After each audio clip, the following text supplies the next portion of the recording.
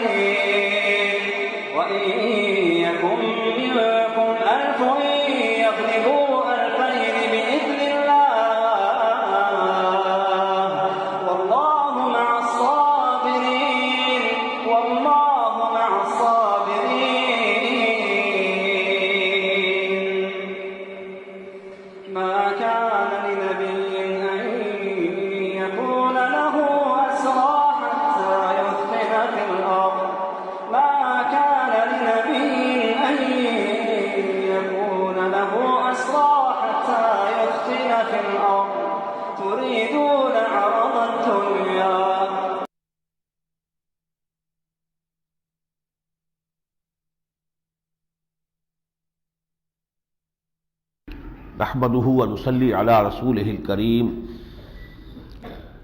اما بعد فاعوذ بالله من الشيطان الرجيم بسم الله الرحمن الرحيم يا ايها الذين آمنوا اذا تداينتم بدين الى اجل مسمى فاكتبوه صدق الله العظيم رب اشرح لي صدري ويسر لي امري واحلل عقدة من لساني يفقهوا قولي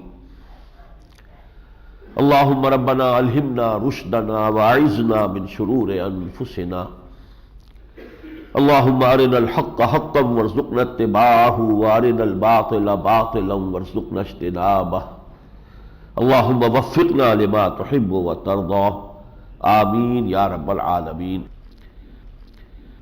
آج ہمیں سب سے پہلے تو سورہ بقرہ کے آخری 2 رکوعوں کا مطالعہ کرنا ہے۔ یہ حصہ کل رہ گیا تھا۔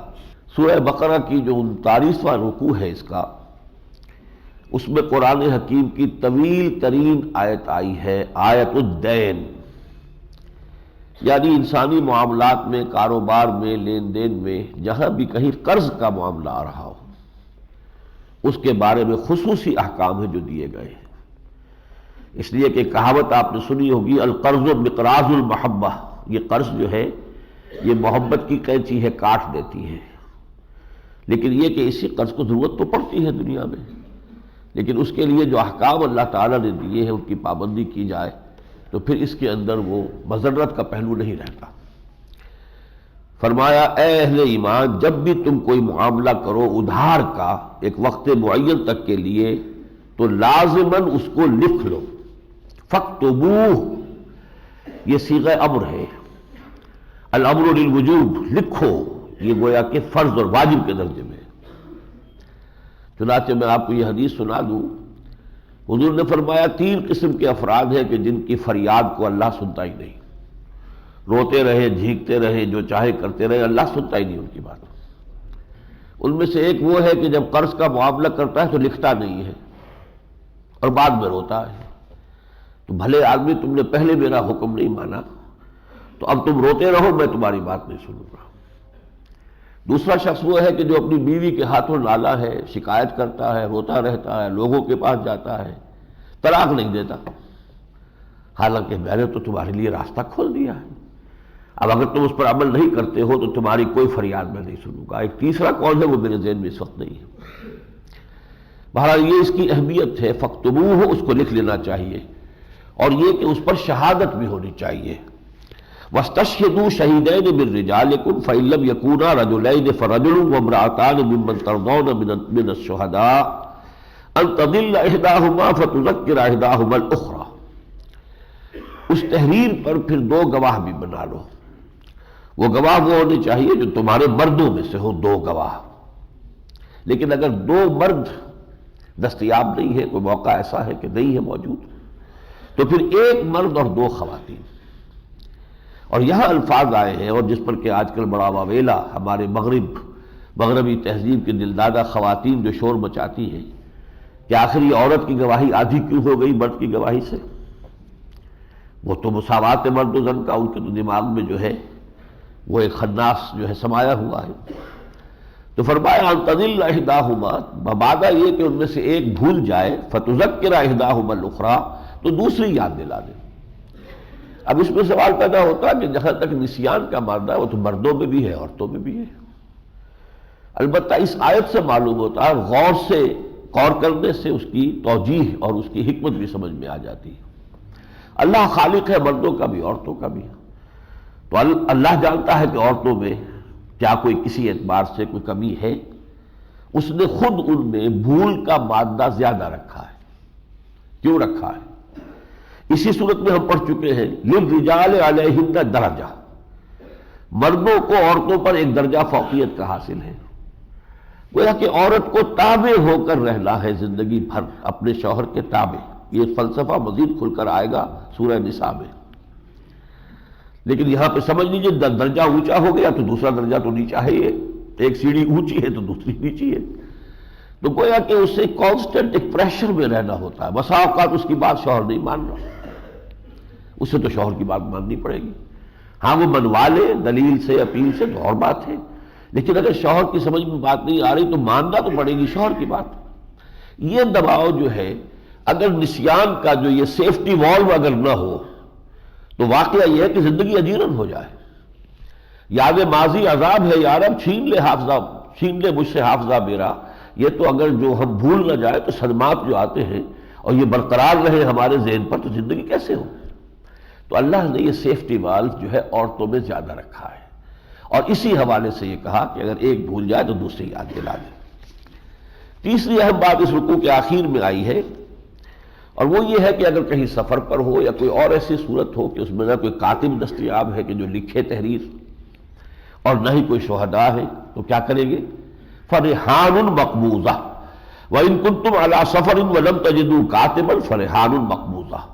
تو رہن با قبضہ، جب آپ قرض دے رہے ہیں تو اس کے عوض میں کوئی شے اس کی اپنے قبضے میں لے لیجئے کہ جب تم میرا قرض واپس کرو گے یہ شے تم اپنی واپس لے لینا.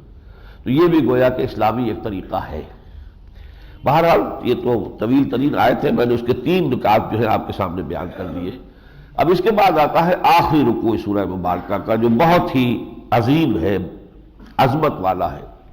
اور یہ عام معاملہ بھی ہے قرآن مجید کی صورتوں کا کہ ابتدائی آیات بھی صورتوں کی بہت جامع، بہت مؤثر ہوتی ہیں، اور اختتامی آیات بھی اسی طریقے سے نہایت جامع، نہایت مؤثر ہوتی ہیں. اور میں نے آپ کو بتایا تھا قرآن کا اسلوب خطبے کا ہے. خطیب اگر بات جب شروع کرے تو لوگوں کی توجہ اپنی طرف مبذول کرا لے، تب وہ کامیاب خطیب ہوگا. تو شروع کا انداز ایسا ہونا چاہیے کہ سب کی توجہ کو اپنی طرف کھینچ لے. پھر چاہے وہ دائیں بائیں کی بات کرے لیکن آخر میں پھر جامع بات کہہ دے، وہ امپریشن جو وہ ذہنوں پر چھوڑنا چاہتا ہے وہ واضح انداز میں، جامع انداز میں آ جائے. تو اس انداز میں سمجھیے کہ یہ 40 رکوعوں میں سے یہ جو 40واں رکوع ہے اس سورہ مبارکہ کا، یہ اس انداز کا حامل ہے. للہ ما فی السماوات و ما فی الارض، بہت ہی پرجلال انداز میں اللہ ہی کا ہے جو کچھ کہے آسمانوں میں اور جو کچھ کہے زمین میں. وَإِن تُبْدُوا مَا فِي أَنفُسِكُمْ أَوْ تُخْفُوهُ يُحَاسِبْكُم بِهِ اللَّهُ. اور خواہ تم ظاہر کرو جو کچھ تمہارے دلوں میں ہے اور خواہ چھپاؤ، اللہ تم سے حساب لے لے گا. تم کتنا ہی چھپاؤ اللہ کے علم میں ہے، تمہارے چھپانے سے وہ اللہ کے علم سے خارج نہیں ہو جائے گا. فَيَغْفِرُ لِمَن يَشَاءُ وَيُعَذِّبُ مَن يَشَاءُ. یہ اختیار مطلق ہے اللہ کا، پھر وہ بخش دے گا جس کو چاہے گا اور عذاب دے گا جس کو چاہے گا. یہ اختیار مطلق ہے، لیکن اللہ تعالیٰ نے قانون بنایا ہوا ہے. نیکوکاروں کو بخشے گا اور بدکاروں کو سزا دے گا، لیکن اختیار اس کا مطلق ہے، کوئی چیلنج نہیں کر سکتا. اگر اللہ ابو جہل کو معاف کر دے تو ہم یہ نہیں کہہ سکتے اللہ تم نے کیسے معاف کر دیا، یہ اللہ کا اختیار ہے. لیکن یہ کہ وہ کرے گا اپنی حکمت کے تحت اور اپنے قاعدے قانون اور سنت کے مطابق. واللہ علی کل شیء قدیر، اور اللہ ہر چیز پر قادر ہے۔ آمن الرسول بما انزل الیہ من ربہ والمؤمنون، ایمان لائے رسول اس شے پر جو ان پر نازل کی گئی ان کے رب کی طرف سے۔ یہ مقام بڑا پیارا ہے، گویا کہ ایک پہلو سے اللہ نے رسول کو ہماری صفوں میں لا کے کھڑا کر دیا ہے۔ ہم ایمان لائے ہیں، اللہ کا رسول بھی ایمان لایا ہے۔ انا اول المسلمین، انا اول المؤمنین، سب سے پہلے میں ایمان لایا ہوں۔ تو جو چیز ہم نے اس پر نازل کی ہے اس پر ایمان لائے اور تصدیق کی اور اس کو قبول کیا رسول نے صلی اللہ علیہ وسلم۔ آمن الرسول بما انزل الیہ من ربہ والمؤمنون، اور ایمان لائے کل صاحب ایمان لوگ۔ کل آمن باللہ وملائکتہ وکتبہ ورسلہ، وہ سب کے جو ایمان لائے ہیں اللہ پر بھی اور اس کے فرشتوں پر بھی، اس کی کتابوں پر بھی، اس کے رسولوں پر بھی۔ لا نفرق بین احد من رسلہ، اور ان کا کہنا یہ کہ ہم اس کے رسولوں میں سے کسی کے مابین تفریق نہیں کرتے، تمام رسولوں کو مانتے ہیں۔ تفضیل تو ہو سکتی ہے کہ ایک رسول دوسرے سے افضل ہو، وہ تو ہم پڑھ چکے کل، تلک الرسل فضلنا بعضهم علی بعض، رسولوں میں سے ہم نے بعض کو بعض پر فضیلت دی ہے۔ فضیلت کا معاملہ دوسرا ہے، تفریق یہ کہ ایک کو مانے ایک کو نہ مانے، یہ کفر ہے۔ لا نفرق بین احد من رسلہ وقالوا سمعنا واطعنا، اور ان کی روش یہ ہے، وہ کہتے ہیں پروردگار ہم نے سنا اور مانا اور اطاعت کی۔ یہ دو الفاظ جو ہیں یوں سمجھیے قرآن مجید کی ایک اہم اصطلاح ہے، سمع و اطاعت، سنو اور اطاعت کرو۔ جب اللہ کو مانا ہے تو اللہ کی ہر بات مانو، اس سے دلیل طلب مت کرو۔ آپ کو معلوم ہے فوج کا ڈسپلن کیا ہوتا ہے، سبارڈینیٹ جو ہے وہ اپنے اگر بڑے افسر سے پوچھے کہ آپ یہ حکم دے تو رہے ہیں مجھے، لیکن مجھے بتائیے کیوں دے رہے ہیں، تو پھر یہ فوج کا ڈسپلن نہیں ہے۔ There is not to reason why, there is but to do and die۔ سمعنا واطعنا، ہم نے سنا اور مانا، اطاعت کی۔ اللہ تعالی ہمیں یہ کیفیت اپنے اندر پیدا کرنے کی توفیق عطا فرمائے۔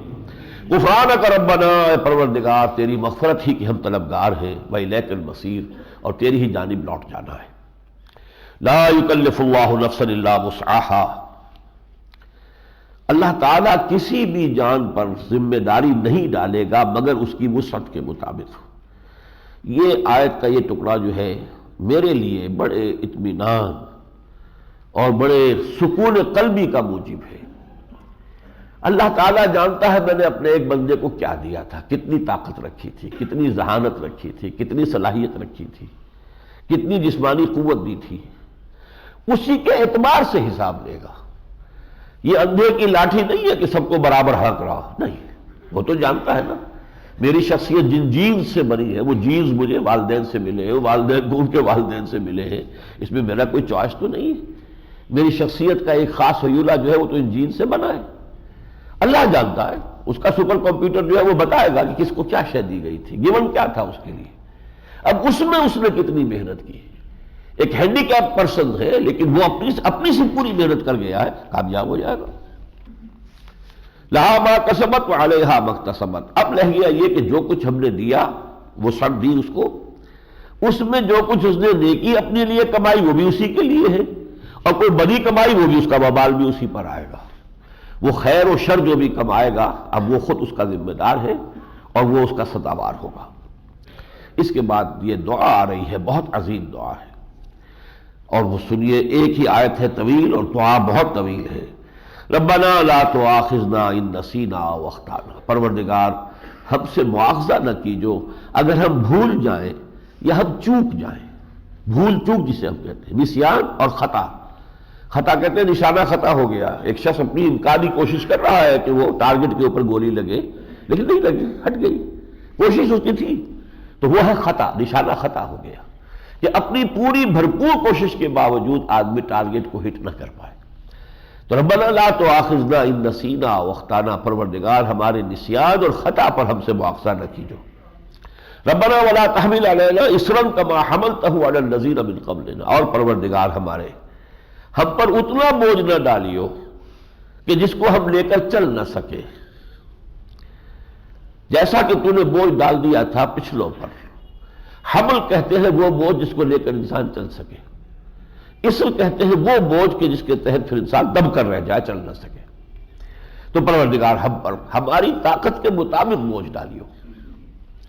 ربنا ولا تحملنا ما لا طاقت لنا بہ، پروردگار ہم پر ذمہ داری نہ ڈالیو اس کی جس کی کہ ہمارے اندر سکت نہیں ہے، واعف عنا، اور ہم سے درگزر کیجو، واغفر لنا، اور ہمیں بخشتا رہیو، وارحمنا، ہم پر رحمت فرماتا رہے، انت مولانا، تو ہمارا ساتھی ہے، تو ہمارا ولی ہے، ہمارا مولا ہے، ہمارا پشت بنا ہے، ہمارا مددگار ہے، فانصرنا علی القوم الکافرین، بس مدد کر ہماری کافروں کے مقابلے میں۔ یہ ٹکڑا بہت اہم ہے، اس لیے کہ میں آپ کو بتا چکا ہوں کہ در حقیقت یہ گویا کہ تمہید ہے غزوہ بدر کی، کہ جب آیا چاہتا ہے۔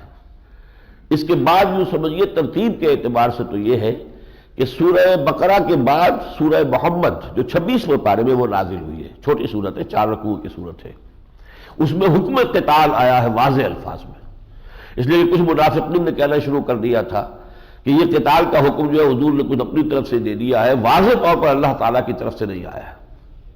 اگرچہ یہاں آیا ہے لیکن سورہ بقرہ کے اندر وہ آیا وہ جو تم سے قتال کرے تم اس سے قتال کرو، لیکن یہ کہ خود انیشیٹو لے کر آگے جانا، اس کے لیے سورہ بقرہ کے اندر کوئی حکم نہیں ہے، لیکن یہ کہ سورہ محمد میں ہے صلی اللہ علیہ وسلم۔ پھر اس کے بعد جو ہے غزوہ بدر ہوا، غزوہ بدر کے بعد سورہ انفال نازل ہوئی، سورہ انفال کے بعد پھر سورہ آل عمران ہے۔ تو سورہ بقرہ اور سورہ آل عمران میں فصل ہے 1 سال کا، اگلی سورت جو ہم پڑھنے والے ہیں۔ بسم اللہ الرحمن الرحیم، الف لام میم، اللہ لا الہ الا هو الحی القیوم، نزل عليك الكتاب بالحق مصدقا لما بين يديه وانزل التوراة والانجيل من قبل هدى للناس وانزل الفرقان، صدق اللہ العظیم۔ سورہ آل عمران جو ہے میں عرض کر چکا ہوں پہلے کہ حضور نے ایک نام دیا ہے سورہ بقرہ اور سورہ آل عمران کو، الزہراوین، 2 نہایت روشن اور تابناک سورتیں، جن کے بارے میں فرمایا کہ قیامت کے میدان میں، میدان حشر میں جہاں کسی کے لیے کوئی سایہ نہیں ہوگا، یہ صورتیں 2 بدلیوں کی شکل میں، غمامتان یا غیارتان کی شکل میں آئیں گی اور ان لوگوں پر سایہ کریں گی کہ جن کو ان سے خصوصی انس تھا، خصوصی محبت تھی۔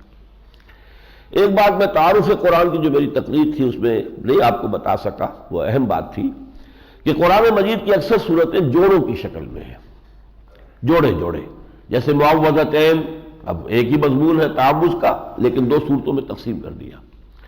اسی طرح کا یہ جوڑا ہے سورہ بقرہ سورہ آل عمران، اسی لیے ایک نام حضور نے تجویز کر دیا الزہراوین۔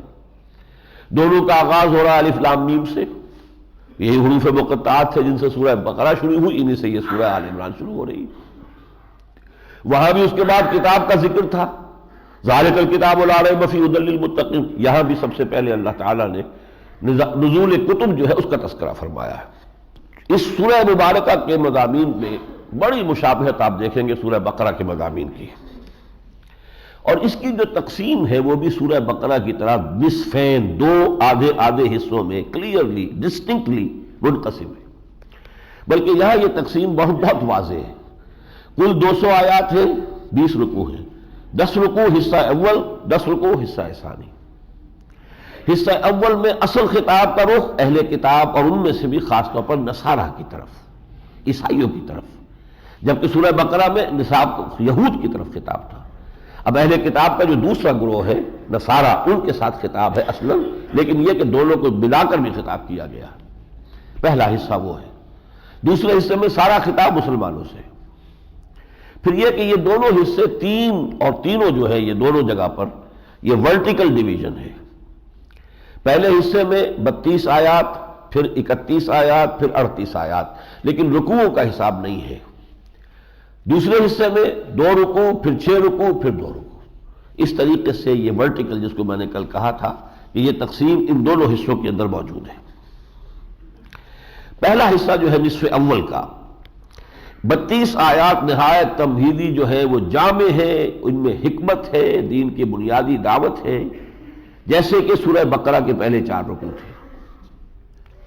پھر 31 آیات میں خطاب خالص عیسائیوں کے ساتھ، اور اس میں مقصود یہ ہے کہ ان کی جو سب سے بڑی گمراہی تھی کہ انہوں نے حضرت مسیح کو اللہ کا بیٹا قرار دے دیا صرف اس لیے کہ وہ بن باپ کے پیدا ہوئے، اس کی نفی کی گئی۔ ان کی سب سے بڑی گمراہی یہی تھی۔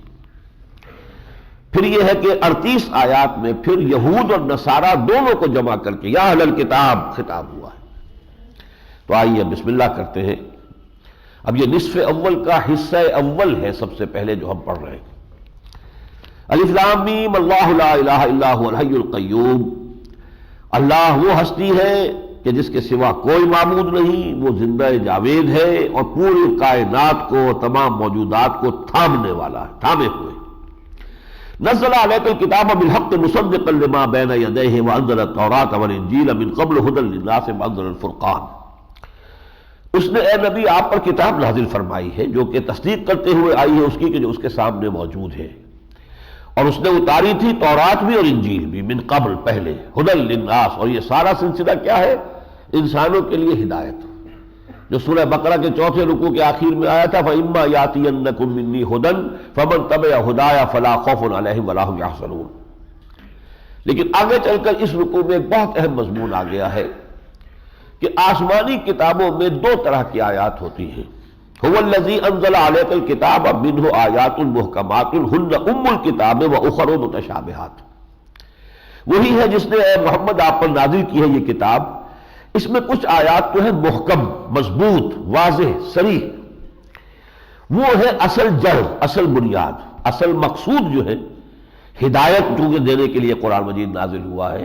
تو کیا فرض ہے، کیا آپ کے لیے حرام ہے، کیا واجب ہے، کیا جائز ہے، یہ چیزیں بتانے کے لیے جو احکام کی آیات آئی ہیں وہ محکم ہے، بالکل واضح ہے. ان کے مدلول میں، ان کے مفہوم میں کہیں کوئی اشتباہ نہیں ہو سکتا. وَأُخَرُ مُتَشَابِهَاتٌ. لیکن دوسری کچھ آیات ایسی بھی ہیں کہ ان میں کچھ تشابہ سا پڑ جاتا ہے، مشابہت سی پیدا ہو جاتی ہے. یہ کون سی آیات ہے اچھی طرح سمجھ لیجئے. میں نے تعارف قرآن والی تقریر میں عرض کیا تھا کہ ایک تو جو عالم غیب کے امور قرآن مجید بیان کرتا ہے وہ ہمارے فہم سے ماورا ہے. ذات باری تعالی، صفات باری تعالی، فرشتوں کا وجود، جنت اور دوزخ. اب یہ سب کچھ جو ہے یہ انسین ورلڈ ہے ہمارے لیے، لہذا اس کی ہمیں کوئی چونکہ تجربہ نہیں ہے، اس کے لیے ہماری زبان میں الفاظ بھی صحیح نہیں ہے، لیکن اس کا کچھ نہ کچھ علم ہمیں دینا ضروری ہے. تو ہماری زبان میں، ہمارے مشاہدات میں جو قریب تر کوئی کانسیپٹس اور فینومینا ہے ان کے حوالے سے ان کی رہنمائی کی گئی ہے، لیکن اس کے حقیقی مفہوم کو اس دنیا میں رہتے ہوئے اس حیات دنیاوی میں ہم نہیں سمجھ سکتے. وہ تو آخرت ہی میں سمجھ میں آئیں گی جب وہ حقائق سامنے آ جائیں گے. اور ایک دوسری قسم آیات متشابہات کی وہ ہے کہ یہ جو یونیورسل فینومینا ہے، ان کی جو توجیحات ہیں، سائنٹیفک فینومینا، قرآن مجید نے ان کی طرف اشارے کیے ہیں. لیکن آج سے 1000 سال قبل جو ہے فرض کیجئے کہ ابھی نوع انسانی کا علم جو ہے سائنسی اعتبار سے ابھی اتنی ابتدائی سٹیج میں تھا کہ وہ ان چیزوں کو سمجھ نہیں سکتے تھے، تو وہ چیزیں بھی متشابہات میں تھیں. اب بھی یہ کہ اگرچہ یہ 1400 برس جو گزرے ہیں ان میں سے بہت سی چیزیں اب سمجھ میں آ گئی. ڈاکٹر مورس بکائی نے اسی لیے کتاب لکھی دی قرآن دی بائبل اینڈ سائنس، کہ قرآن مجید میں کوئی ایک حرف بھی غیر سائنسی ثابت نہیں ہوا آج تک، جبکہ تورات کے اندر بہت سی چیزیں ثابت ہو چکی ہے کہ ان سائنٹیفک ہے اور غلط ہے سائنس کے نقطہ نگاہ سے. اور یہ فرینچ سرجن تھے ڈاکٹر مورس بکائی، ابھی ایمان لا چکے ہیں، اللہ کا شکر ہے. ان کی کتاب بڑی مارکت لا رہا ہے. اس اعتبار سے رفتہ رفتہ بہت سی چیزیں تو منکشف ہو گئی، اب بھی موجود ہیں. مثلاً 7 آسمان، ہمیں کیا پتا، اب بھی نہیں معلوم ہوگی، لیکن لازماً ایک وقت آ جائے گا کہ جب کہ معلوم ہوگا کہ یہ تھی وہ حقیقت جس کو قرآن نے 7 آسمانوں سے تعبیر کیا تھا. لیکن اس وقت تک کے لیے یہ متشابہات میں ہے. اب فرمایا کہ جن لوگوں کے دلوں میں کجی ہے، فَأَمَّا الَّذِينَ فِي قُلُوبِهِمْ زَيْغٌ فَيَتَّبِعُونَ مَا تَشَابَهَ مِنْهُ ابْتِغَاءَ الْفِتْنَةِ وَابْتِغَاءَ تَأْوِيلِهِ، تو وہ پیچھے پڑے رہتے ہیں کھود کرید میں ان متشابہ آیات کے، تاکہ ان کا جو ہے فتنے بھی اٹھائے. اب ظاہر بات ہے جب ان کا حقیقی مفہوم آپ کے ذہن کی گرفت میں آ ہی نہیں سکتا تو کوئی نہ کوئی آپ غلط تصور قائم کریں گے اور اس سے ایک فتنہ لوگوں کے اندر اٹھا دیں گے. اور یہ کہ آپ چاہتے ہیں اس کی اصل حقیقت کو جان لینا، جب وَمَا يَعْلَمُ تَأْوِيلَهُ إِلَّا اللَّهُ، جبکہ اس کی اصل حقیقت کوئی نہیں جانتا سوائے اللہ کے. اس کے برعکس جنہیں رسوخ فی العلم حاصل ہے ان کا قول کیا ہے؟ وَالرَّاسِخُونَ فِي الْعِلْمِ يَقُولُونَ آمَنَّا بِهِ كُلٌّ مِّنْ عِندِ رَبِّنَا. جو راسخ ہوتے ہیں، پختہ ہوتے ہیں، جن کا علم جو ہے پختہ ہے، وہ یہ کہتے ہیں کہ ہم سب پر ایمان لاتے ہیں، آیات محکمات پر بھی، متشابہات پر بھی، سب ہمارے رب کی طرف سے آئی ہیں. وما یذکر الا اولو الالباب، لیکن یہ نصیحت صرف انہی کو حاصل ہوتی ہے کہ جو واقعتاً عقل والے ہیں، سوچ والے ہیں، شعور والے ہیں۔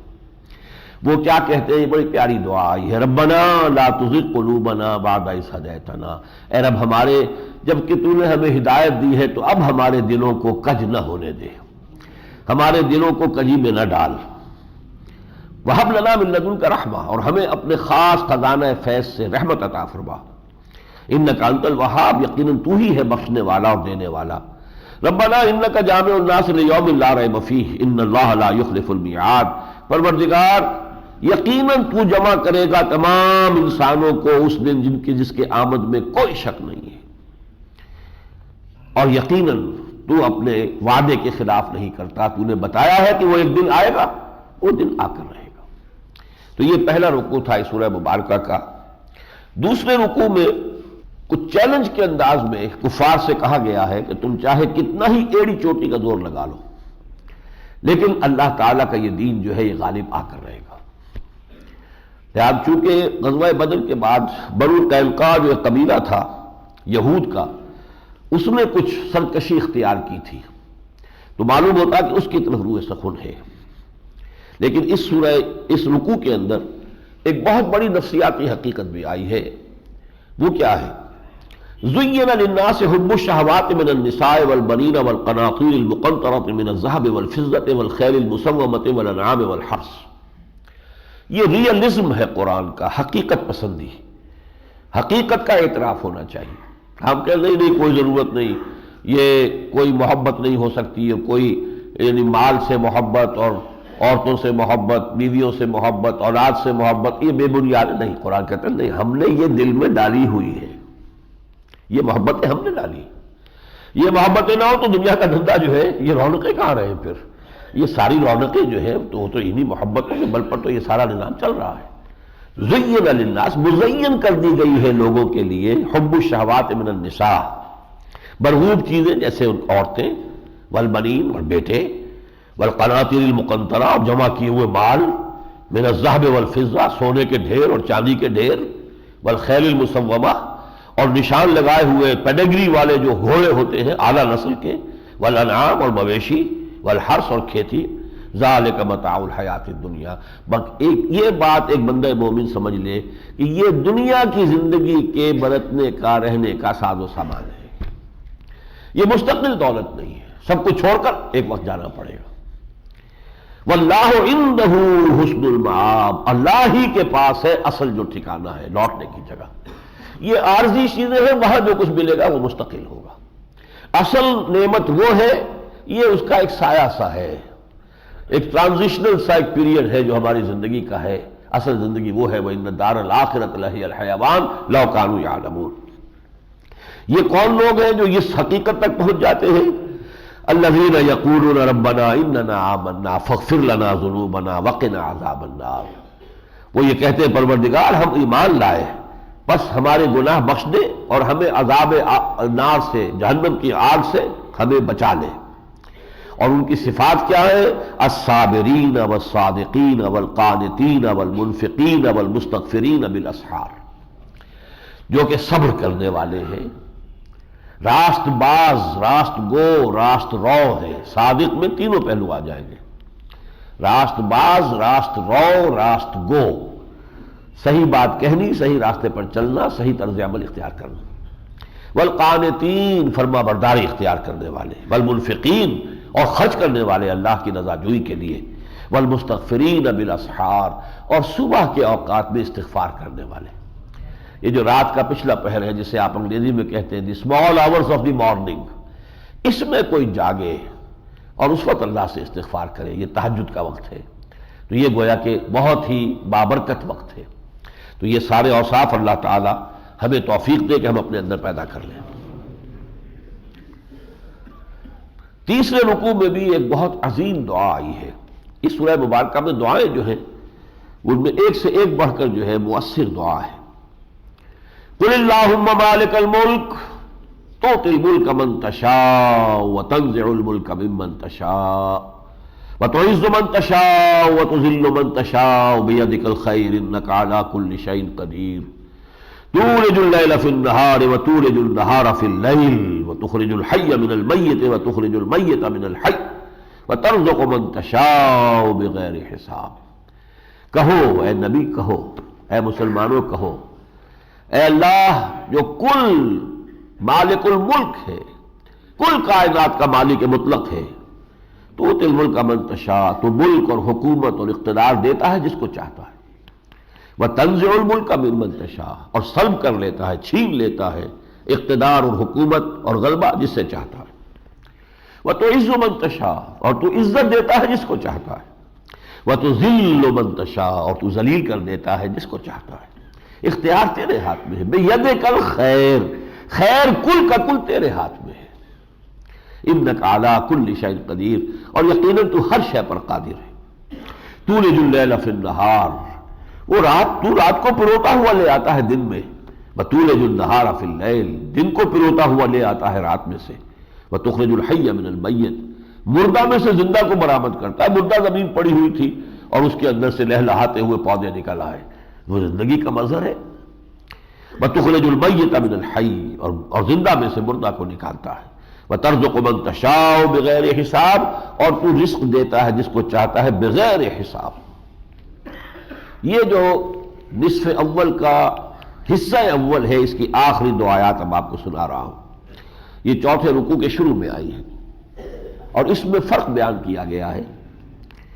ایک مرحلہ اور مرتبہ ہے اطاعت خدا و رسول، یہ تو کم ترین ہے، لازمی ہے، کوئی شخص اس کو اختیار نہیں کرتا تو مسلمان ہی نہیں ہے۔ کہیں پاؤں پھسل گیا، غلطی ہو گئی، وہ بات اور ہے، لیکن اصول کے طور پر اسے اختیار کرنا پڑے گا کہ مجھے ماننا ہے اللہ کو اور اس کو رسول کو، اور اس کے ہر حکم کی اطاعت کرنی ہے۔ ایک اس سے اونچا مرحلہ ہے اتباع رسول، وہی کچھ کرنا جو رسول نے کیا صلی اللہ علیہ وسلم، چاہے رسول نے حکم نہیں دیا۔ ایک ہے جو رسول نے حکم دے دیا، وہ تو واجب الاطاعت ہے، واجب التعمیل ہے، وہ تو کم ترین ہے، لازمی ہے۔ ایک وہ ہے کہ جو حضور نے خود کیا، حضور نے کوئی جائیداد نہیں بنائی۔ اللہ کے کوئی بندے ایسے بھی ہو سکتے ہیں جو اتباع رسول میں طے کر لیں کوئی جائیداد نہیں بنائے گی، اور صوفیاء کرام نے یہ کیا، تبھی ان کے اندر وہ تاثیر پیدا ہوئی کہ ایک ایک کے ہاتھوں، معین الدین اجمیری رحمۃ اللہ علیہ کے ہاتھ پر 90,000 انسان جو ہے ایمان لایا ہے، جبکہ ابھی ہندو راجپوتوں کی حکومت کے مرکز میں جا کر وہ بیٹھ گئے تھے۔ یہ نہیں تھا، یہاں ہمارے جو آئے ہیں علی حجویری رحمۃ اللہ علیہ، یہ اس وقت آئے جبکہ اسلامی حکومت یہاں قائم ہو چکی تھی، چاہے اسماعیل بخاری ہو چاہے علی حجویری ہو، لیکن معین الدین اجمیری کہاں جا کر بیٹھا ہے؟ راجپوتوں کے گڑھ میں جا کر بیٹھا ہے، رائے پتھورا کے مرکز میں، اور وہاں اس درویش نے دعوت دی ہے اور 90,000 انسان ایمان لائے۔ لیکن یہ کیا تھے؟ وہ اتباع رسول کرنے والے لوگ تھے۔ ایک ہے کہ انسان طے کر لے وہی لایا عمل اختیار کروں گا زندگی میں کہ جو رسول نے اختیار کیا، یہ ہے بلند تر مقام، اور یہ ہے محبوبیت خداوندی کا مقام۔ فرمایا قل ان کنتم تحبون اللہ فاتبعونی یحببکم اللہ، اے نبی ان سے کہہ دیجئے اے مسلمانوں اگر تم اللہ سے محبت کرتے ہو تو میرا اتباع کرو، اللہ تم سے محبت کرے گا۔ اتباع میں اطاعت تو ہے ہی ہے، اطاعت سے آگے بڑھ کر حضور نے یہ نہیں کہا کہ کوئی جائیداد نہ بناؤ، کسی سے نہیں کہا مسلمان سے نہیں، لیکن حضور نے نہیں بنائی۔ حضور نے اپنی پوری زندگی جو ہے وحی کے آغاز کے بعد سے لے کر کوئی معاش کے لیے ایک لمحہ صرف نہیں کیا، لیکن آپ نے یہ حکم نہیں دیا عام آدمی کے لیے معاش کے لیے بھی اسے کچھ نہ کچھ محنت کرنی ہے۔ ایک شخص وہ جو طے کر لیتا ہے کہ مجھے حضور کے ہی نقش قدم پر چلنا ہے، تو فرمایا یہ تو ہے اونچا مقام، قل ان کنتم تحبون اللہ فاتبعونی یحببکم اللہ ویغفر لکم ذنوبکم، اگر تم اللہ سے محبت کرتے تو میرا اتباع کرو، اللہ تم سے محبت کرے گا اور تمہاری تمام لغزشوں کو بخش دے گا، واللہ غفور الرحیم، اور اللہ غفور الرحیم ہے۔ باقی اس سے کم تر قل اطیعوا اللہ والرسول، اللہ اور اس کے رسول کی اطاعت تو لازم ہے ہی، فَإِن تَوَلَّوْا فَإِنَّ اللَّهَ لَا يُحِبُّ الْكَافِرِينَ، اگر اس اطاعت سے بھی روگردانی کر رہے ہیں تو اللہ کو یہ کافر بالکل پسند نہیں، یہ تو کافر ہو گئے، پھر درجہ کہاں کا؟ اطاعت تو لازم ہے، جو حکم دے دیا اس سے سرتا بھی، پھر اسلام کہاں رہا؟ اسلام تو نام ہے اللہ اور اس کے رسول کی اطاعت کا۔ اس کے بعد دوسرا حصہ شروع ہو رہا ہے اس کا، جو کہ 31 آیات پر مشتمل ہے۔ جیسا کہ میں عرض کر چکا ہوں، اس میں جو روح سخن ہے پورا کا پورا وہ نصارہ پر، حضرت مسیح علیہ السلام کے حالات کچھ بیان کیے، اور اس میں خاص طور پر جو ہے یہ بھی سمجھ لیجئے کہ یہ سن 9 ہجری میں نازل ہوئی ہیں آیات۔ نجران جو ہے عرب کے جنوب میں ایک علاقہ ہے جہاں پہ کہ عیسائی آباد تھے، عرب کے شمال میں یہ خیبر کا علاقہ تھا، وہاں یہودی آباد تھے، نجران یہ جنوب میں تھا، یہاں عیسائی آباد تھے۔ وہاں سے ایک وفد آیا تھا بہت بڑا، 75 افراد کا، اور 3 بڑے ان کے علماء آئے تھے حضور سے گفتگو کرنے کے لیے۔ تو الوہیت مسیح کا مسئلہ، اس پر ساری گفتگو ہوئی۔ وہ ہے گفتگو کہ جس کے لیے اللہ تعالیٰ نے یہ آیات نازل کی اپنے بندے محمد صلی اللہ علیہ وسلم کی رہنمائی کے لیے۔ چنانچہ اس میں آغاز ہوتا ہے ان اللہ اصطفیٰ آدم و نوحا وآل ابراہیم وآل عمران علی العالمین۔ اللہ تعالیٰ نے آدم اور نوح اور آل ابراہیم اور آل عمران ان سب کو تمام جہان والوں پر فوقیت دی اور پسند کر لیا۔ یہ نبوت کا سلسلہ جو چلا ہے، حضرت آدم سے لے کر حضرت نوح تک آدم کی اولاد میں، نوح کے بعد سے لے کر حضرت ابراہیم تک نوح کی اولاد میں، حضرت ابراہیم کے بعد سے حضرت محمد تک حضرت ابراہیم کی اولاد میں۔ لیکن اس کے بعد خاص طور پر ذکر ہو رہا ہے حضرت یحییٰ، ان کے والد تھے حضرت زکریا، بہت بوڑھے ہو چکے تھے، بہت بوڑھے، اور ان کی جو اہلیہ تھیں وہ بھی بہت نیک خاتون تھی لیکن ساری عمر بانجھ رہی تھی۔ حضرت مریم جب پیدا ہوئی ہیں تو ان کی والدہ نے نظر مان لی تھی کہ پروردگار میرے پیٹ میں اس امید میں کہ بچہ لڑکا ہوگا، وہ میں ہر ذمہ داری سے اسے آزاد کر کے تیرے ہیکل، تیری عبادت گاہ جو ہے اس کے خادموں میں شامل کر دوں گی کہ اس کی خدمت کرے۔ رب انی نظرت لک ما فی بطنی محررا، جو میرے پیٹ میں جو بچہ ہے وہ میں تیری نظر کرتی ہوں۔ اللہ نے اس نظر کو قبول کر لیا، لیکن جب بچہ ہوا تو وہ بچی تھی مریم۔ اب انہوں نے جو کہا رب انی وضعتھا انثی، پروردگار یہ تو میں جو جنی ہوں یہ تو لڑکی ہو گئی ہے پیدا۔ اللہ نے فرمایا ولیس الذکر کالانثیٰ، جیسی یہ لڑکی ہے ویسا کون سا لڑکا ہوگا۔ مریم کا جو مقام ہے، وَإِنِّي سَمَّيْتُهَا مریم، پھر یہ کہ انہوں نے کہا والدہ نے کہ میں نے مریم ان کا نام رکھا ہے۔ بہرحال اللہ تعالیٰ نے پھر مریم کو حضرت زکریا جو اس وقت کے نبی تھے ان کی کفالت میں دے دیا، ان کی تربیت، ان کی پرورش وہ حضرت زکریا کے ہاں ہے۔ حضرت زکریا جب بھی ہیکل میں داخل ہوتے تھے، حجرہ تھا ایک علیحدہ حضرت مریم کا، دیکھتے تھے وہاں انواع و اقسام کے کھانے رکھے ہوئے، بے موسمی میوے رکھے ہوئے، یہ کہاں سے آ رہے ہیں؟ وہ پوچھتے تھے یا مریم انا لک ھذا، یہ کہاں سے آ جاتے ہیں؟ قالت هو من عند اللہ، وہ انہوں نے جواب دیا کہ یہ سب اللہ کی طرف سے، یعنی معجزانہ طور پر غیب سے اللہ تعالیٰ ان کو غذا دے رہا تھا۔ اس پر ہنالک دعا زکریا ربہ، اب ایک ہوک سی اٹھی حضرت زکریا کے دل میں کہ اللہ کی اتنی بڑی نعمت اور اس کا اتنا بڑا فضل اس بچی پر ہے، تو اللہ سے میں بھی دعا کروں، میرا بھی دامن امید اللہ تعالیٰ بھر دے۔ اب اس وقت انہوں نے اللہ سے دعا کی، قال رب ہب لی من لدنک ذریۃ طیبہ، پروردگار مجھے خاص اپنے فضل سے ایک بڑی پاکیزہ اور صالح اولاد عطا فرما، انک سمیع الدعاء، یقیناً تو دعا کا سننے والا ہے، قبول کرنے والا ہے۔ فنادت الملائکۃ وہو قائم یصلی فی المحراب، تو فرشتوں نے انہیں پکار کر کہا جبکہ وہ محراب میں نماز پڑھ رہے تھے، ان اللہ یبشرک بیحییٰ، اللہ تعالیٰ بشارت دیتا ہے تمہیں یحییٰ کی، مصدقا بکلمۃ من اللہ، وہ تصدیق کریں گے اللہ کے ایک کلمے کی، اللہ کی طرف سے کلمہ آنے والا ہے حضرت مسیح، ان کی تصدیق کریں گے حضرت یحییٰ، وسیدا وحسورا ونبیا من الصالحین، بڑے سردار ہوں گے اور یہ کہ مجرد تجرد کی زندگی گزاریں گے اور وہ صالحین میں سے نیک نبی ہوں گے۔ قال رب انا یکون لی غلام، اب وہ تعجب ہو رہا ہے حضرت زکریا کو، پہلے خود دعا بھی کی ہے کہ پروردگار میرے یہاں بیٹا کیسے ہو جائے گا، وقد بلغنی الکبر وامرأتی عاقر، اور میں بوڑھا بھوس ہو چکا ہوں اور میری بیوی جو ہے وہ ساری عمر بانجھ رہی ہے۔ قال کذلک اللہ یفعل ما یشاء، اللہ نے فرمایا کہ اسی طرح اللہ کرتا ہے جو چاہتا ہے، اسے کسی وسیلے کی ذریعے کی حاجت نہیں ہے۔ یہ وسائل اور ذرائع اور میٹیریل مینز یہ تو ہمیں ضرورت ہوتی ہے، اللہ جو کرنا چاہے اس کی شان یہ ہے کہ وہ یقول لہ کن فیکون۔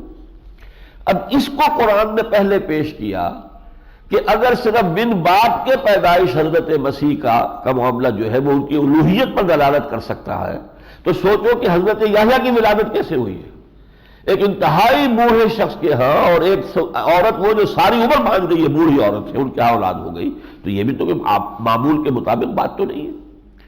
ذرا ایک قدم اور آگے اللہ نے اس میں کیا ہے کہ حضرت مریم کے ہاں جو ولادت ہوئی حضرت عیسیٰ علیہ السلام کی، وہ بغیر باپ کے تھی۔ لہذا اب میں وہ حصہ پڑھ کر سنا رہا ہوں جس سے اس میں مطابقت آپ کے سامنے آ جائے گی کہ کتنے متوازی ہیں یہ دونوں چیزیں۔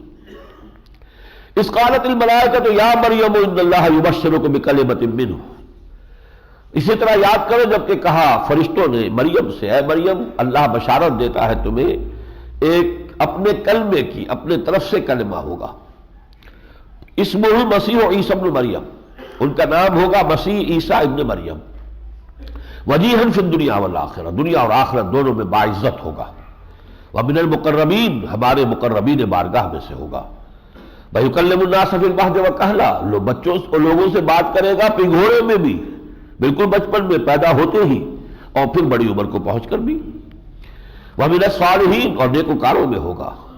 قالت رب انا یکون لی ولد، وہی بات حضرت مریم نے کہی، پروردگار میرے ہاں کیسے بیٹا ہو جائے گا، ولم یمسسنی بشر، مجھے کسی مرد نے آج تک چھوا ہی نہیں۔ قال کذالک اللہ یخلق ما یشاء، فرمایا ایسے ہی ہوگا، اللہ کرتا ہے جو چاہتا ہے، اذا قضى امرا، جب وہ کسی شے کا فیصلہ کر لیتا ہے، فانما یقول له کن فیکون، تو اسے تو پھر صرف کہنا ہوتا ہے کن، اور وہ بات ہو جاتی ہے۔ وَيُعَلِّمُهُ الْكِتَابَ وَالْحِكْمَةَ، اللہ اس کو یعنی حضرت مسیح علیہ السلام کو کتاب اور حکمت کی تعلیم دے گا، یعنی تورات اور انجیل کی، وَرَسُولًا إِلَىٰ بَنِي اسرائیل، اور اسے بھیجے گا رسول بنا کر بنی اسرائیل کی طرف۔ یہ ہے وہ بنیاد جس پر کہ پھر آخر میں جب بہت بحث و نظر ہوئے اور مجادلہ ہوا، مباحثہ ہوا، ان لوگوں نے مان کر نہیں دیا، دل میں مان گئے لیکن اقرار نہیں کیا، تو پھر آخری جو ان کو چیلنج کیا گیا وہ یہ تھا کہ اب مباہلہ کرو۔ یہ مباہلہ یہ ہوتا ہے کہ جب ایک شے، فرض کیجئے میرے اور آپ کے مابین ایک نزاع ہے، اور میں یہ سمجھتا ہوں کہ آپ قائل تو دل میں ہو چکے ہیں کہ بات میری ٹھیک ہے، مان نہیں رہے، تو اب مباہلے کی پھر میں چیلنج دیتا ہوں کہ آؤ مباہلہ کریں، جمع ہو جائیں۔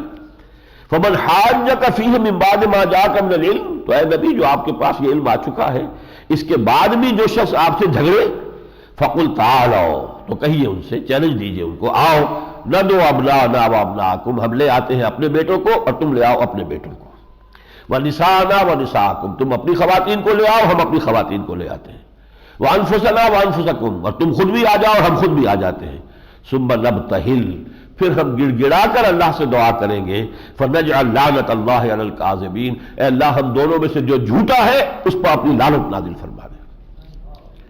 یہ ہے مباہلہ، لیکن یہ کہ انہوں نے مباہلے کا چیلنج قبول نہیں کیا، گردن جھکا کر وہاں سے چلے گئے، بات مانی بھی نہیں، لیکن مباہلے کے لیے میدان میں آئے بھی نہیں۔ ان ھذا لہو القصص الحق، یہ معاملہ اللہ فرما رہا ہے بالکل حق ہے، واقعات جو ہم بیان کر رہے ہیں یہ بالکل مطابق واقعہ ہے۔ وما من الہ الا اللہ، اللہ کے سوا کوئی اور معبود نہیں، وان اللہ لہو العزیز الحکیم، اور یقینا اللہ زبردست ہے، حکمت والا، فان تولوا فان اللہ علیم بالمفسدین، پھر بھی اگر وہ روگردانی کرے تو اللہ اپنے ایسے مفسدوں کو خوب جانتا ہے۔ اس کے بعد جیسا کہ میں نے عرض کیا، اس حصہ اول، اس کا جو تیسرا حصہ ہے، نصف اول کا تیسرا حصہ، اس میں جو 7واں رکوع آ رہا ہے، یہ ہے پورا کا پورا دعوت کا انداز۔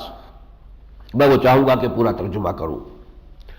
قُلْ يَا أَهْلَ الْكِتَابِ تَعَالَوْا إِلَىٰ كَلِمَةٍ سَوَاءٍ بَيْنَنَا وَبَيْنَكُمْ، اے نبی کہہ دیجئے، اہل کتاب، اب یہاں دونوں بریکٹڈ ہو گئے ہیں، نصارہ اور یہود، اے کتاب والو آ جاؤ ایک ایسی بات پر ہم جمع ہو جائیں جو ہمارے اور تمہارے مابین مشترک ہے۔ اللہ نعبد الا اللہ، ہم اللہ کے سوا کسی کی بندگی نہ کریں، ولا نشرک بہ شیئا، اس کے ساتھ کسی کو شریک نہ ٹھہرائیں، ولا یتخذ بعضنا بعضا اربابا من دون اللہ، ہم ایک دوسرے کو اپنے میں سے ہی ارباب نہ بنا لیں اللہ کے سوا، وہ ان کا درجہ اتنا بڑھا دیں انسانوں میں سے کسی کا کہ وہ بھی اللہ کے برابر ہو جائے۔ فإن تولوا، پھر اے مسلمانوں اگر یہ پیٹھ موڑ لیں، اس دعوت کو قبول نہ کریں، فقولوا اشہدوا بأننا مسلمون، تو تم کہہ دو کہ بھائی گواہ رہو ہم مسلمان ہیں، ہم تو ان باتوں کے ماننے والے ہیں۔ یا اہل الکتاب لم تحاجون فی ابراہیم، اب دیکھیے بڑا پیارا انداز، اہل کتاب تم ابراہیم کے بارے میں کیسے جھگڑ رہے ہو ہم سے؟ وما انزلت التوراۃ والانجیل الا من بعدہ، حالانکہ تورات اور انجیل تو اس کے بعد نازل ہوئی ہے۔ تمہارا سارا جو ہے تورات کی بنیاد پر یہ یہودیت کھڑی ہوئی ہے اور انجیل کی بنیاد کے اوپر عیسائیت قائم ہے، یہ دونوں تو تم بھی مانتے ہو کہ ابراہیم علیہ السلام کے بہت بعد نازل ہوئی۔ تورات نازل ہو رہی ہے حضرت ابراہیم علیہ السلام کے کم سے کم 1500 برس بعد، اور انجیل جو آ رہی تقریباً 3000 برس بعد آ رہی ہے۔ تو غور طلب بات ہے، وما انزلت التوراۃ والانجیل الا من بعدہ افلا تعقلون، تو عقل سے کام نہیں لیتے؟ ہاں انتم ہؤلاء حاججتم فیما لکم بہ علم، تم نے ابھی تک تو ہم سے جو بھی جھگڑا کیا، حجت بازی کی، بہرحال وہ ایسے معاملات ہیں جن میں تمہارے پاس کوئی علم ہے۔ فلم تحاجون فیما لیس لکم بہ علم، تو ایسی باتوں کے بارے میں کیوں جھگڑ رہے ہو جس کے لیے کوئی دلیل ہی تمہارے پاس نہیں، کوئی علم ہی نہیں ہے۔ واللہ یعلم وانتم لا تعلمون، اللہ جانتا ہے تم نہیں جانتے۔ ما کان ابراہیم یہودیا ولا نصرانیا، ابراہیم نہ یہودی تھے نہ نصرانی تھے، وہ نہ نصرانی تھے نہ یہودی تھے، ولیکن کان حنیفا مسلما، یکسو اللہ کے فرما بردار بندے تھے۔ وما کان من المشرکین، اور ہرگز مشرکوں میں سے نہیں تھے۔ ان اول الناس بابراہیم للذین اتبعوہ، ابراہیم سے قریب ترین لوگ تو وہ ہیں جو ان کی پیروی کرتے ہیں، اور وہ کون ہے؟ وہذا النبی، وہ ہے یہ نبی محمد صلی اللہ علیہ وسلم، والذین آمنوا، اور جو ایمان لائے ہیں ان پر، واللہ ولی المومنین، اور یقیناً اللہ تعالی ان اہل ایمان کا ساتھی ہے، پشت پناہ ہے۔ وَدَّ طَائِفَةٌ مِّنْ أَهْلِ الْكِتَابِ لَوْ يُضِلُّونَكُمْ، اے مسلمانوں یہ جو گروہ ہے اہل کتاب کے، یہ تلے ہوئے ہیں کہ تمہیں گمراہ کر کے چھوڑیں گے۔ وَمَا يُضِلُّونَ إِلَّا أَنفُسَهُمْ وَمَا يَشْعُرُونَ، لیکن یہ نہیں گمراہ کر سکیں گے مگر اپنے آپ کو، لیکن انہیں اس کا شعور نہیں ہے۔ راہ حق سے اور بھٹکتے چلے جا رہے ہیں، دور سے دور تک جا رہے ہیں، ان کی ضد اور ہٹ دھرمی جو ہے وہ انہیں اور محرومیت کی جو منزلیں ہیں ایک سے آگے دوسری جو ہے وہ طے کرا رہی ہے۔ یا اہل الکتاب لما تکفرون بآیات اللہ، دیکھیں انداز جو ہے، دلیل، اپیل، دعوت کے اندر دونوں چیزیں ہوتی ہیں، دلیل بھی تھی اب اپیل بھی ہے۔ یا اہل الکتاب لما تکفرون بآیات اللہ وانتم تشہدون، کیوں انکار کر رہے ہو اللہ کی آیات کا جبکہ تم خود گواہ ہو، تمہارا دل گواہی دے رہا ہے کہ یہ حق ہے۔ یعرفونہ کما یعرفون ابناہم، پھر بھی تم کفر کر رہے ہو۔ یا اہل الکتاب لما تلبسون الحق بالباطل، اے اہل کتاب کیوں تم حق کے اوپر باطل کے پردے لگا رہے ہو اور اس کے اوپر جو ہے پردے ڈال رہے ہو۔ وَتَكْتُمُونَ الْحَقَّ وَأَنْتُمْ تَعْلَمُونَ، اور تم حق کو چھپا رہے ہو جانتے بوجھتے۔ 8ویں رکوع میں ایک بڑی اہم سازش کا تذکرہ ہے، یہ جو فرمایا گیا کہ یہ تلے ہوئے ہیں مسلمانوں تمہیں گمراہ کر کے چھوڑیں گے، تو جب سیدھے ہاتھوں سیدھی انگلیوں گھی نکلتا نظر نہیں آیا تو انہوں نے ٹیڑھی انگلیاں کر کے ایک سازش کی۔ وہ سازش کیا تھی؟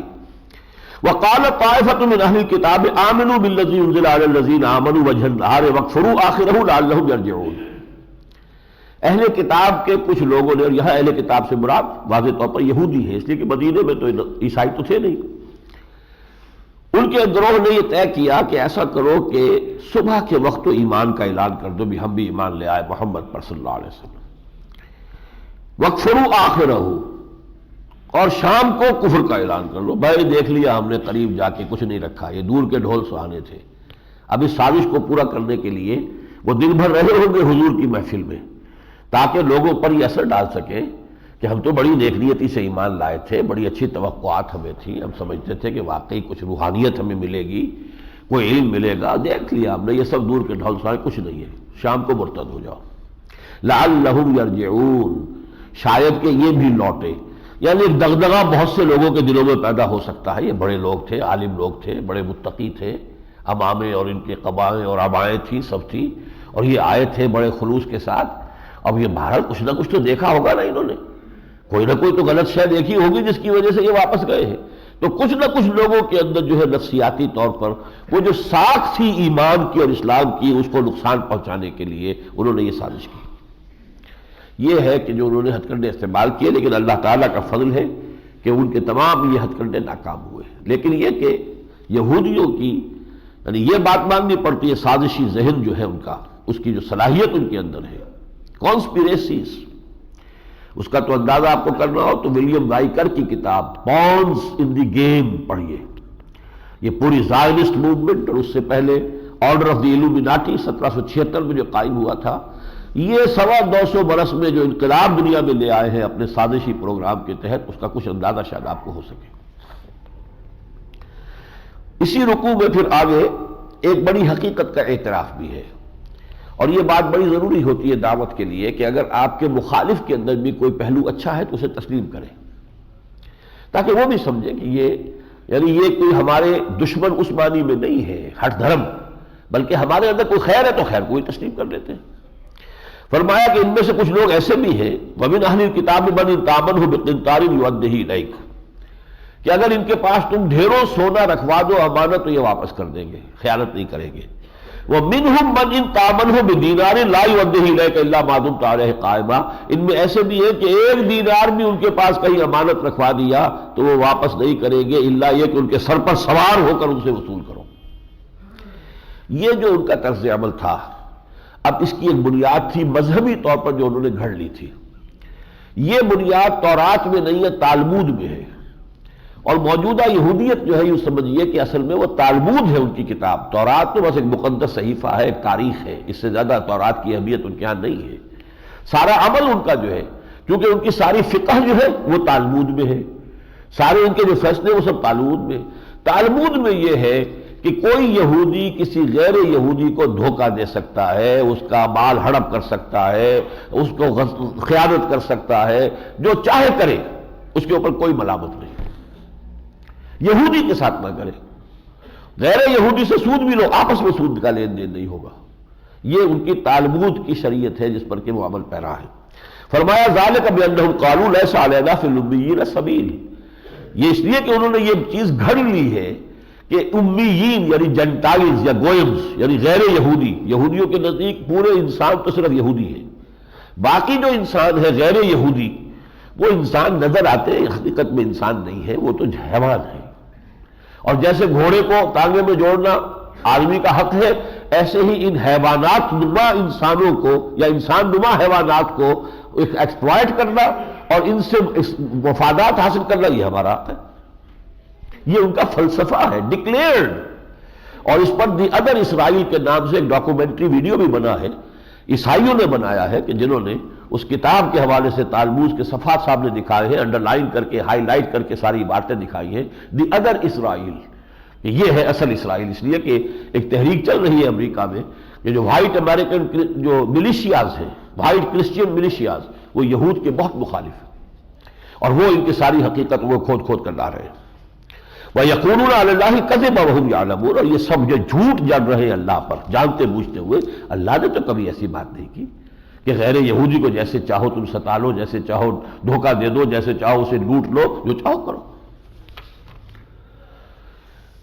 پھر اسی رکوع میں ایک اور حقیقت آئی ہے، اور اس میں روح سخن اب ہے نصارہ کی طرف. جیسا کہ میں نے عرض کیا تھا، یہ حصہ جو ہے تیسرا حصہ ہے، نصف اول کا تیسرا حصہ، اور 30 آیات پر مشتمل ہے، اس میں دونوں کی طرف. لیکن کوئی بات زیادہ جو ہے وہ یہود کی طرف ہے، اور کسی بات کا زیادہ روح سخن جو ہے وہ نصارہ کی طرف ہے. ما كان لبشر ان يؤتيه الله الكتاب والحكم والنبوة ثم يقول للناس كونوا عبادا لي من دون الله، کسی بشر کے لیے یہ روا نہیں ہے، یہ ممکن نہیں ہے کہ اللہ تو اسے کتاب عطا فرمائے، حکمت عطا فرمائے، نبوت عطا فرمائے، پھر وہ لوگوں سے یہ کہے کہ میرے بندے بن جاؤ، اللہ کی بجائے میرے بندے بن جاؤ. یعنی یہ تم نے گھڑ لیا ہے، حضرت مسیح کو بھی الوہیت میں شامل کر لیا ہے. یہ تمہارا اپنا معاملہ ہے، مسیح کی طرف سے کوئی ایسی بات تم ثابت نہیں کر سکتے. اور یہ واقعہ ہے جو گاسپلز ہیں چاروں، سینٹ میتھیو کی ہو، سینٹ جان کی ہو، سینٹ لوک کی ہو، جتنی بھی میتھڈ چاروں گاسپلز کے نونیکل، کہیں یہ نہیں الوہیت مسیح کا تذکرہ ان میں موجود نہیں ہے. یہ بعد میں سینٹ پال وغیرہ نے اور لوگوں نے جو ہے وہ بدعات ایجاد کی ہیں، ورنہ حضرت مسیح نے کبھی نہیں کہا میرا اور تمہارا آسمانی خدا، میرا اور تمہارا آسمانی باپ. انہوں نے یہ نہیں کہا میرا ہی باپ ہے، وہ نہیں، میرا اور تمہارا آسمانی باپ. جیسے باپ پروان چڑھاتا ہے، پالتا ہے، ایسے ہی پروردگار کی جو پرورش کرنے کی صفت ہے اس کو باپ سے تعبیر کیا، میرا اور تمہارا آسمانی باپ. لیکن کہیں انہوں نے کہا کہ مجھے پوجو. وَلَٰكِن كُونُوا رَبَّانِيِّينَ، وہ تو یہی کہے گا کہ اللہ کے بندے بنو، اللہ کو پوجو. بما کنتم تعلمون الکتاب و بما کنتم تدرسون، اس بطفیل اس کے کہ جو تمہیں کتاب کی تعلیم دی جا رہی ہے اور جو تم پڑھتے رہے ہو، تو ان کتابوں کا تو منشا یہ ہے کہ اللہ کی بندگی کرو۔ اب 9ویں رکوع میں ایک بہت اہم بات آ رہی ہے کہ تمام انبیاء سے عالم غیب میں اللہ تعالیٰ نے ایک میثاق لیا تھا۔ ایک تو میثاق ہے جو تمام انسانوں سے لیا گیا، وہ سورہ اعراف میں اس کا تذکرہ آئے گا، وہ مکی صورت ہے۔ الست بربکم قالوا بلی، جبکہ ابھی جسم انسانی وجود میں نہیں آیا تھا، آدم کا بھی صرف ارواح تھی، تمام کی تمام ارواح تھی۔ الارواح جنود مجندہ، لشکروں کے لشکر تھے، آدم سے لے کر آخری انسان جو دنیا میں قیامت تک آئے گا سب کی ارواح موجود تھی۔ ان سے عہد لیا، الست بربکم قالوا بلی۔ اسی عالم غیب میں، عالم ارواح میں جو نبوت سے سرفراز کیے جانے والے تھے ان سے خصوصی میثاق اور قول و قرار ہوا ہے۔ وَإِذْ أَخَذَ اللَّهُ مِيثَاقَ النَّبِيِّينَ، اور یاد کرو جب کہ اللہ نے انبیاء سے بھی ایک میثاق لیا تھا، لما آتیتکم من کتاب و حکمت، دیکھو جب میں تمہیں دوں گا کتاب اور حکمت، ثم جاءکم رسول، اور پھر اس کے بعد آئیں گے کوئی اور رسول، مصدق لما معکم، جو تصدیق کرتے ہوئے آئیں گے اس کی جو تمہارے ساتھ ہے، لتؤمنن بہ ولتنصرنہ، تم پر لازم ہے کہ ان پر ایمان لاؤ گے اور تم پر لازم ہے کہ ان کی مدد کرو گے۔ چنانچہ ہر نبی بعد والے کی پیشن گوئی دے کر گیا ہے۔ حضرت مسیح حضور کی پیشن گوئی دے کر گئے، فارقلیت آئے گا تو سب کچھ تمہیں بتائے گا۔ میں ابھی تم سے اور بھی بہت سی باتیں کرنا چاہتا تھا لیکن ابھی تم ان کا تحمل نہیں کر سکو گے، جب وہ فارقلیت آئے گا تو سب کچھ بتائے گا، موجود ہے۔ حضرت موسیٰ علیہ السلام کی کتاب ڈیوٹرانومی جو ہے، کتاب استثناء، اس کے 18ویں باب کی 18ویں آیت میں حضور کی پیشن گوئی موجود ہے۔ تو یہ جن کو ان کو سب دے کر گئے ہیں۔ قال اقررتم، اللہ نے پوچھا تم اقرار کر رہے ہو اے نبیوں، ہونے والے نبیوں جو تم بعد میں نبوت سے سرفراز کیے جاؤ گے، واخذتم علی ذلکم اسری، اور اس پر تم اپنا میری جو ہے میرا بار عہد قبول کرتے ہو۔ قالوا اقررنا، ان سب نے کہا تھا ہم نے اقرار کیا۔ قال فاشهدوا وانا معكم من الشاهدين، تو اللہ نے فرمایا اب گواہ رہنا اس میثاق کے، اور میں بھی تمہارے ساتھ اب گواہ ہوں۔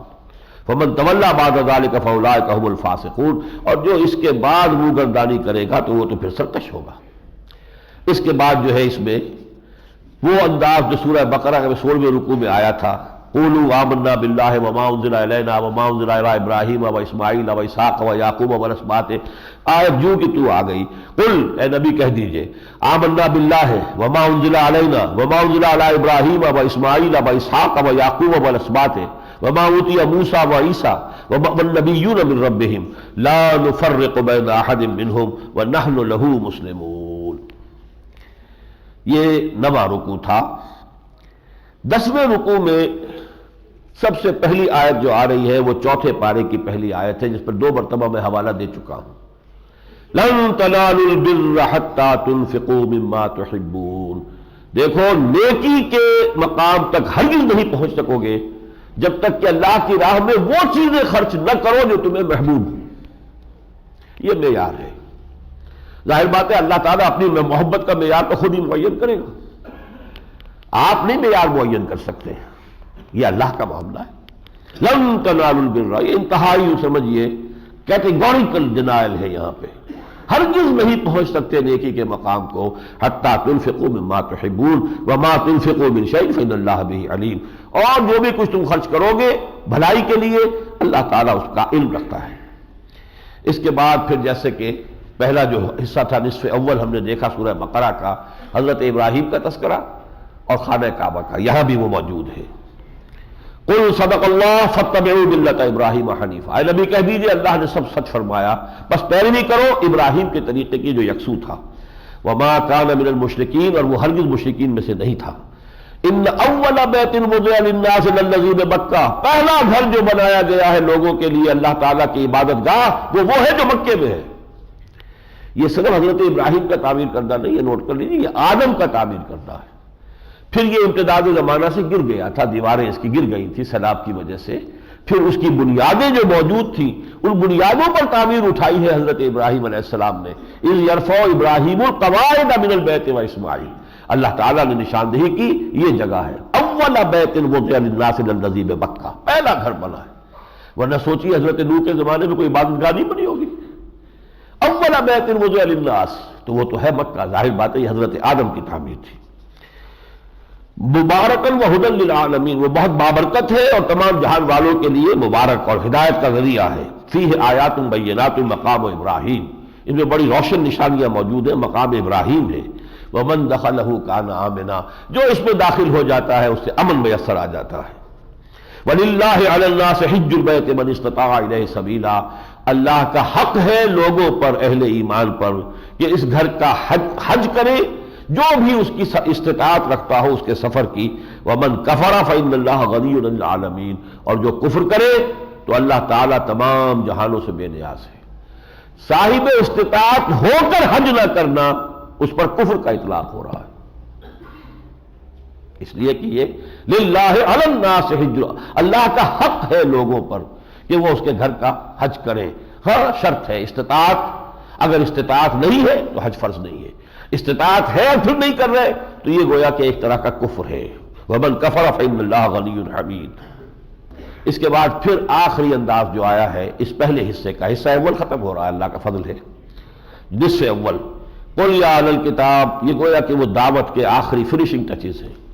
لما تصدون عن سبیل اللہ من آمن تبغونہا عوجا، اے نبی ان سے کہیے، اے اہل کتاب، اے یہود، اے نصارہ، تم کیوں لوگوں کو روک رہے ہو اللہ کے راستے سے؟ جو کوئی ایمان لے آتا ہے تم اس کے درپے ہو جاتے ہو کہ اس کو ٹیڑھ کی طرف اور کسی غلط راستے کی طرف لے کر جاؤ۔ وانتم شہداء، جبکہ دل میں تم اچھی طرح جانتے ہو کہ سیدھا راستہ انہی کا ہے۔ وما اللہ بغافل عما تعملون، اور دیکھو اللہ غافل نہیں ہے اس سے جو تم کر رہے ہو، ایک دن تمہیں اس کی جواب دہی کرنی پڑے گی۔ یا ایھا الذین آمنوا ان تطیعوا فریقا من الذین اوتوا الکتاب یردوکم بعد ایمانکم کافرین۔ ساتھ ہی ایک نوٹ آف کوشن اہل ایمان کے لیے، اہل ایمان اگر تم نے اطاعت کی ان اہل کتاب جن کو کتاب دی گئی تھی ان کے کسی گروہ کی، تو وہ تو تمہیں تمہارے ایمان کے بعد پھر کفر میں لوٹا کر لے جائیں گے۔ لہذا بی الرٹ، چوکنے رہو کہ وہ کہیں تمہیں تمہارے اس راہ حق سے مذبذب کر کے، اس میں شکوک و شبہات پیدا کر کے، شر الوسواس الخناس، وسوسے پیدا کر کے تمہیں اس راستے سے برگشتہ نہ کر دے۔ وَكَيْفَ تَكْفُرُونَ وَأَنْتُمْ تُتْلَىٰ عَلَيْكُمْ آیَاتُ اللَّهِ، اور تم کیسے کفر کی روش اختیار کرو گے جبکہ تمہیں تو اللہ کی آیات پڑھ کے سنائی جا رہی ہے۔ وَفِيكُمْ رَسُولُهُ، اور تمہارے اندر ابھی اس کے رسول موجود ہے بنفس نفیس صلی اللہ علیہ وسلم۔ وَمَن يَعْتَصِم بِاللَّهِ فَقَدْ هُدِيَ إِلَىٰ صِرَاطٍ مُسْتَقِيمٍ، اور جو اللہ کے ساتھ چمٹ جائے، اللہ کے دامن سے وابستہ ہو جائے، جیسے بچے کو خطرہ محسوس ہو تو ماں سے آ کے چمٹ جاتا ہے، اسی طریقے سے اللہ کے ساتھ انسان اپنے آپ کو چمٹا لے۔ وَمَن يَعْتَصِم بِاللَّهِ فَقَدْ هُدِيَ إِلَىٰ صِرَاطٍ مُسْتَقِيمٍ، اس کی ہدایت ہو گئی سیدھے راستے کی طرف۔ اللہم ربنا اجعلنا منہم۔ بارک اللہ لی ولکم فی القرآن العظیم ونفعنی وإیاکم بالآیات والذکر الحکیم۔